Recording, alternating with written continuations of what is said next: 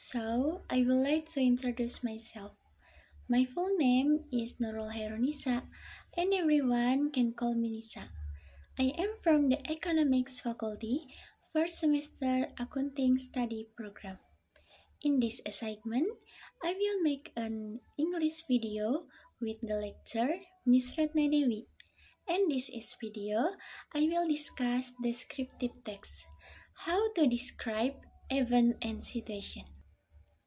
So as you go through life, you experience different situation and you go through different event. And sometimes you need to be able to describe what that situation was like or what that event was like. Sometimes it's a good situation, sometimes it's a bad situation, sometimes it's just a surprise. So, in this English lesson, I'll teach you 7 ways to describe situations and events that you experience in your life. So the other day, I put my winter coat on the first time and I found $5 bill in the pocket. It was a pleasant surprise.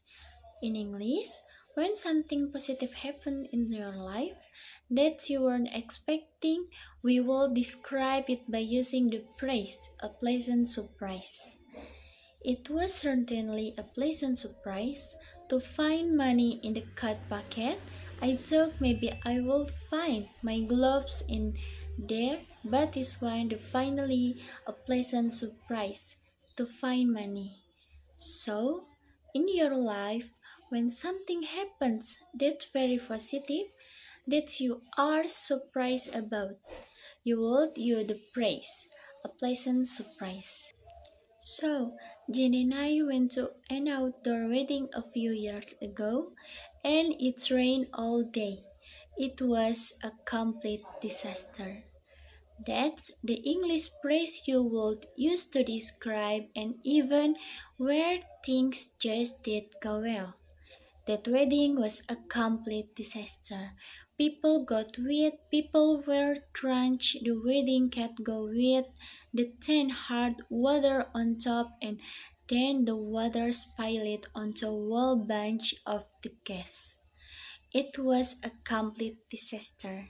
So, if you were ever talking about an event, if you're talking about a situation where things just did go the way they were supposed to you could use the English phrase a complete disaster.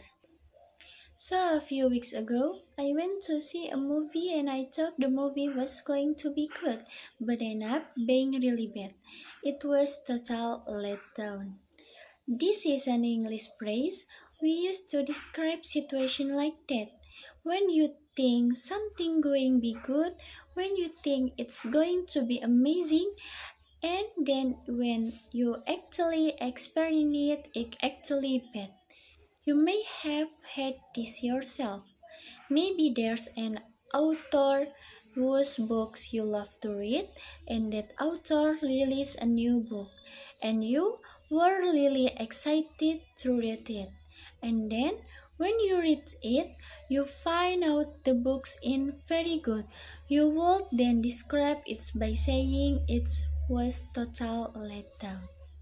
So, of course, we also have situations where the opposite happens, where you think it's going to be bad and it ends up being good. In this situation, you can use the English phrase better than expect. This actually happens to me a few years ago. I registered to take a French language test and I thought it was going really hard. I thought that I hadn't studied enough. I thought I was prepared, but the test went better than expected. For some reason, when I sat down, I was very calm and I let the answer come to me and ended up getting a very good grade on the test. It went better than expected. So, I'm not sure How often you organize events like a party for someone or something like that. But sometimes when you are in charge, sometimes when you organize something, things don't go well. And you could later describe it by saying it was a real headache. Hey, how did the party go that you were planning for Jim? Oh, it was a real headache. I tried to get all the off balance and I'm trying to order a cake and nothing went according to plan.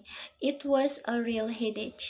I hope you don't have to use this phrase very often, but if you have a situation in your life where you doing something and just a very annoying to do, later could describe it by using the English phrase it was real headache. Sometimes in life you do something and it just doesn't go smoothly, it just doesn't go well. In that situation, you could say it was a pain in the butt. By the way, sometimes instead of butt, we use this word, but I do not want to say it's allowed. But that's mean the same thing. Pain in the butt and pain in the mean the same thing. We use this describe something that just doesn't go smoothly. Sometimes at work, someone will have a new idea about how to do something and they want everyone else to do a certain job or task the way. And it just doesn't work well. Everyone gets frustrated and angry because the new system isn't as good as the old one. You will then describe it by saying it was a really pain in the butt. At work yesterday, we had to do something a new way and I didn't like it. Sometimes an experience is just awesome, something you spend time with other people and you really enjoy it. Maybe you are doing business with someone and they are just a very friendly, happy person. You could then describe it by saying it was a real pleasure working with you.